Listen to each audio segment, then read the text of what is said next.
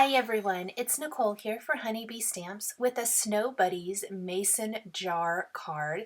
This is a shaped card with a acetate overlay to make it look like a snow globe shaker, even though there's no shaker to this at all. So it's going to be fairly flat still and go in an envelope really nicely, but I love the illusion of an overlay, and we're even going to finish the inside of the card with some additional stamping of sentiments.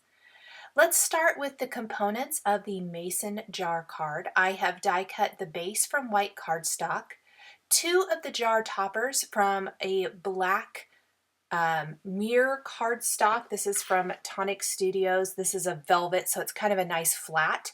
And then I die cut just a portion of the mason jar again from smooth white cardstock, and then used one of the honeybee hill borders to create that snow border we're going to place along the bottom edge of the jar design. I like to use the die that I'm using as the base and then die cut my border from that so it fits perfectly instead of trying to just trim it into that shape. We're going to add some color to our mason jar front first with Mermaid Lagoon and Chipped Sapphire Distress inks. This is going to create the contrast of the snow globe type of look so that it looks like this dark background that's going to set off the snowman and gift packages and everything really nicely. Where there's so much white going on in this card, I felt like I needed a nice contrast for our little snow globe mason jar, and these colors are going to provide that. Because I die cut this from smooth white cardstock, I'm going to have to work a little bit harder with my distress inks to get a seamless blend. I like to start with the light ink first, then go with the dark ink over that and blend back with the light ink again. Here's our snowy border.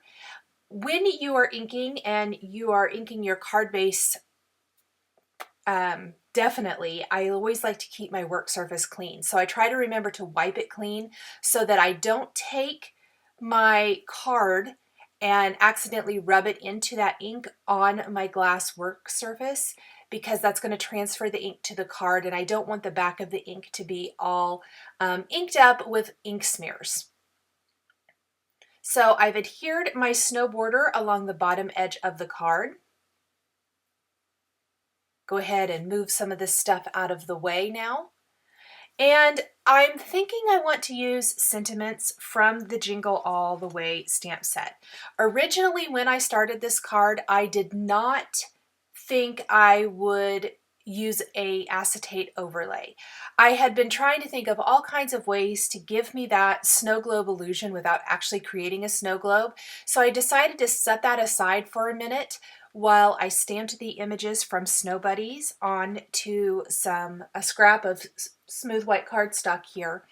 And the acetate overlay is really going to be the best way, I think, to add not only that snow globe effect and feel, but it's going to provide a place where I can stamp a sentiment or a phrase there on the front that won't overlap my images. And you'll see what I mean about that here in a little bit. So I'm kind of grabbing up all the images I am wanting for my card.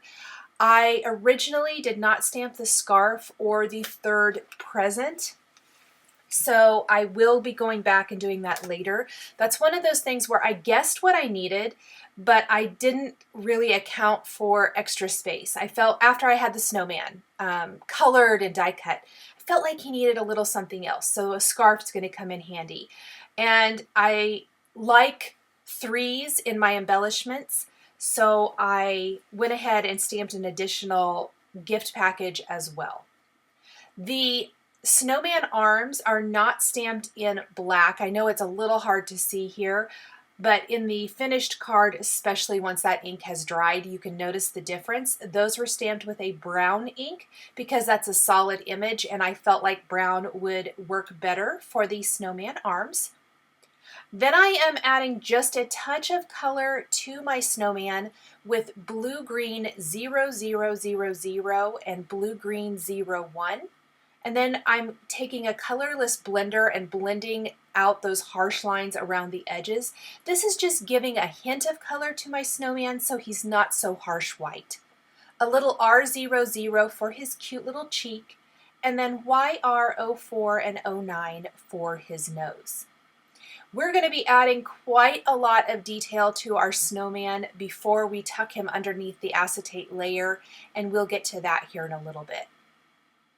For any of the red areas on the card, including the hat, scarf, packages, and even the bird, I'm using our 37, 39, and 89. This is kind of a deeper, darker, more rich red color combination that I really have been loving this season. I love how it sets off the beautiful blue background especially. E55 and 57 for the snowman's broom. Little red around where it's holding the broom together.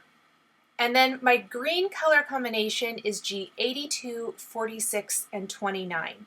Very much like the red color combination, this is a deeper, richer green, not a bright green. I have been playing around with different green color combinations that work really nice, I think, for holiday and even beyond. And this is one that I really, really love. For the gifts, I decided not to go crazy and pull in lots of different colors. They're more of a supporting cast of embellishments, if you will. So I kept to red and green for all three, and I'm just going to alternate. So if the package is green, the bow is red. If the package is red, the bow is going to be green. And I'll do that for all three of the images that I'm using for my card here today. Honeybee really does some amazing shaped cards, which I think are very fun. I did not make this one into a gift card holder, but you could very easily do that with dies from Honeybee. There's a little gift pocket die that would be great. There's some other dies that make gift card slots.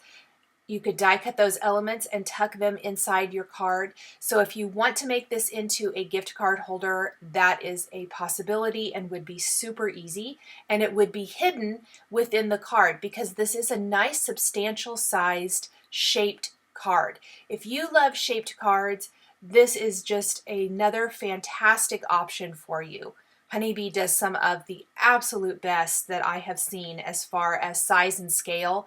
I love them. I love that all the components come in the die set. There's even more dies in this mason jar card. So if you want to create other styles of cards, you could do that easily. I'm making this into a holiday themed card, but you definitely wouldn't have to. It would work for many occasions. The white part on my card, I'm adding a hint of color to. However, a lot of this is going to be covered with a chunky glitter, something else I've really been loving this season. So I'm using Warm Gray 3, 1, and 00 to add just a touch of color to the areas that are going to be white on my hat. But again, if you don't want to, you wouldn't have to add that if you're going to cover it up with glitter like I'm going to be doing. But any of the areas around the edges that maybe don't get covered with the glitter, I always like to just have that nice little base there. And then coloring in my bird, I left the belly of the bird so I could add my warm grays to that. I'll take some wire snips, trim apart my Snow Buddies dies, and then die cut these. Another thing is Honeybee does a great job of providing dies for all of the shapes. This is a 6x8 stamp set, Snow Buddies is, and it is full of images. I am using only a fraction of what you get in this, so I will trim these apart and then die cut all of the elements for my card. You can even customize your snowman with buttons down the front. There's a couple of different options there. There's lots of different birds. You could even add in bunnies if you don't want to do gift packages or as many gift packages. There's lots of hats. earmuffs, different branches for arms. Some of the branches are holding ornaments. There's some less decorative branches. I use some that are a little bit fuller, but there's some that are a little bit more simple in design. There's a bow. You could even do it as a bow around the neck or a bow on the head, depending on what you want to create there. Lots and lots of images in this stamp set. It's one of my very, very favorite from the Dearly Loved release. I absolutely love it. This is a 5x7 piece of acetate that I cut, and you can see it will only cut a portion. It's not going to be as big, and that's okay. We don't need the acetate on the back of this.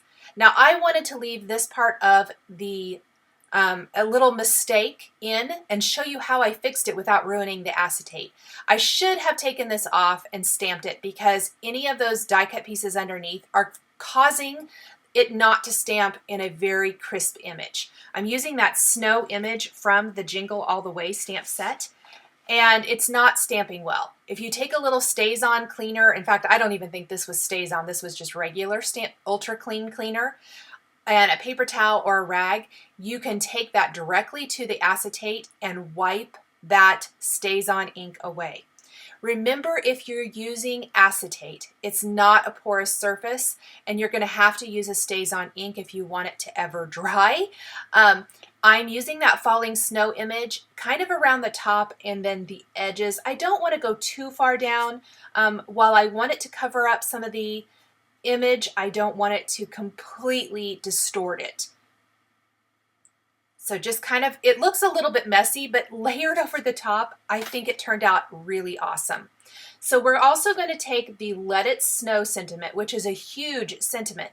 If I wanted to create this without the acetate overlay, there's really nowhere for it on the front of my card. I would need to choose something smaller or leave the front of the card plain, which you definitely could do.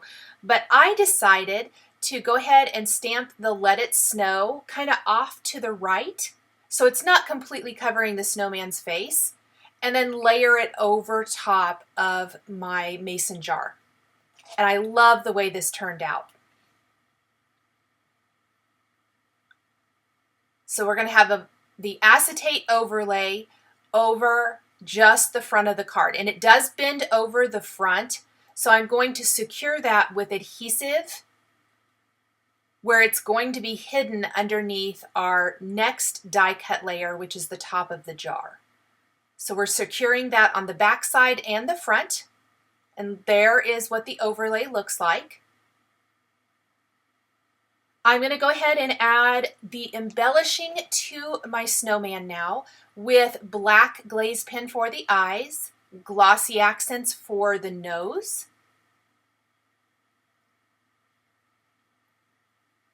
I'm using a pair of tweezers to help hold my images while I am embellishing. So for example, the Santa hat, I am going to put a liquid adhesive. In this case, I think I just used glossy accents, but you could use whatever liquid adhesive you like.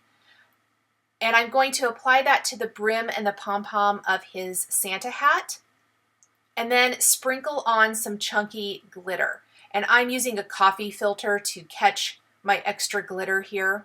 It's off to the side. And I'll use a little liquid glue to attach my hat to the snowman. And again, I like to use my tweezers to hold pieces together. So I will be doing that a lot throughout. When I go to attach his branch arms, I attached his scarf to his neck there. I'm going to take a black glaze pen and add detail to the bird's eye as well. Add some little white dots to the belly. And then I want to take my white pen and add a stripe to the scarf. If you guys have seen my videos before, I tend to like to decorate the scarves with a white pen a lot. I think it adds a really fun touch and customizes the design.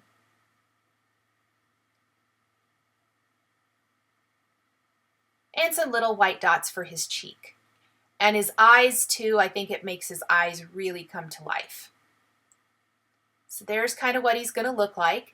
I need to wait for the glue to completely dry before I place him underneath that acetate layer. So do keep that in mind when you're working on something that does have an acetate layer like this. You will most likely want to let this sit completely dry. I let mine sit for probably an hour or two, maybe not even that long, an hour and a half. And then I came back and popped it in place. You could also wait to attach that acetate layer until you have completely assembled your scene. I think I was anxious to see how my snow globe was going to look, and so I went ahead and attached it. I also added some little touches of glue along the edges of my snowman. And this time I'm using Prismaglitter, which is a more fine glitter, to add what I like to call a dusting of snow. So it just gives the illusion that the snowman has been touched with snow. It gives it a little bit more of that frosty, fun look.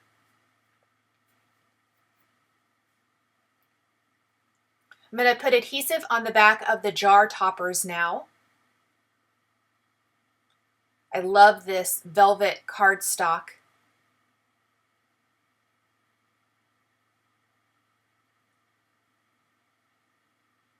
And we're going to place this on the front and the back. It's going to give the front and the back a very finished look. You could place it just on the front if you wanted to. However, I've got that acetate overlay, so it's kind of disguising that as well. But I also like that it just gives it a finished design rather than just on the front of the card. We're attaching the snowman branches. This is where my tweezers come in handy. It's just going to pinch that shut and hold it in place. I've got both of my arms attached now. The glue is completely dry. This is satin dried for a little bit. I went and did something else for a while, came back to this, and then we're going to glue the rest of the scene in place. So we've got the snowman, the broom. Look how awesome the overlay looks. I like how it really kind of gives more of that illusion of falling snow. I'm a huge fan of an acetate layer for this very reason. Then we're going to tuck the gift packages, a couple over there on the left and one over on the right.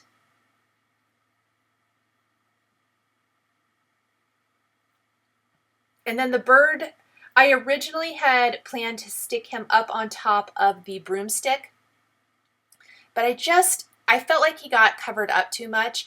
So then I played around with some different options, trying to figure out where he looks best. And I ended up sticking him down below. I kept trying to put him up there, and I just felt like he got lost in the snow, and it's just didn't really work for me. So I'm going to tuck him down there, and I think that's cute. Use my bone folder to help score this a little bit better now. And that is really about it for the front of the card. We are going to take a little red and white baker's twine and wrap it around the top. I think that adds a festive touch to the top of the card. So we're going to wrap that around about 3 times. And then tie it into a bow. And I kind of fiddled and fussed with this a little bit, trying to get it exactly the way I want. But I wrap it around 3 times, take one of those ends underneath all 3 strands, and that's going to pull them all together and then tie them into a bow over there on the right side of the card. And I'm going to leave the tails a little bit longer so they dangle down. You could also, if you have a small tag, you could tie a little tag to this. I think that would be sweet too, as long as it's not too big. That would be a fun little effect.